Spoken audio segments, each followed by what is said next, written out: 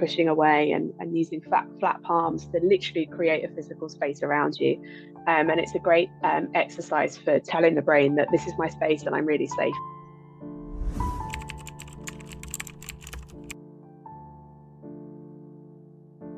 How does reclaiming physical autonomy influence a survivor's emotional and mental recovery? Yeah, I think many survivors feel, and I include myself in this, feel like they've lost their voice, not just their voice, but also their body and their choice, like we said before.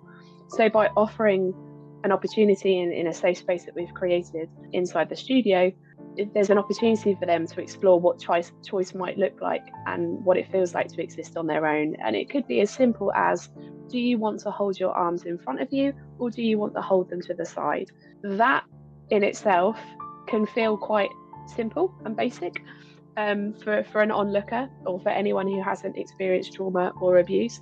But actually, for the person doing it, it's reaffirming, oh, like, this is my body and I can put my hands here, or if it feels better, I'm going to put them there. You know, it's regaining that sense of autonomy. And for me, it is everything inside our Survivor Steps program. It's the core foundation of why we do this, and it's to empower and move those people through the blocks that they might have. Thank you. And to add to that, when you have autonomy, indirectly you are reclaiming your voice because you can do what you want. Nobody has to instruct you or control you to do something you're not willing to do. So just like you said, putting your hands against the wall and kind of lifting your body to ease the tension goes a long way.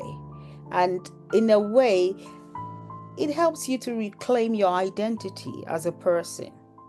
Yeah. Oh, it absolutely does. You know, there will be, like I say, this is my default. It's a great boundary resetting exercise. So pushing away and using flat palms to literally create a physical space around you. And it's a great exercise for telling the brain that this is my space and I'm really safe, but actually I can move out of these boundaries and still feel safe as well. However, when we deliver it in class, we don't necessarily invite people to go with a flat palm. They can choose to do a fist. And if that feels stronger for them and more comfortable for them, then it works. Thank you for that elaboration. Listeners, I hope you're taking note. Be safe and be positive.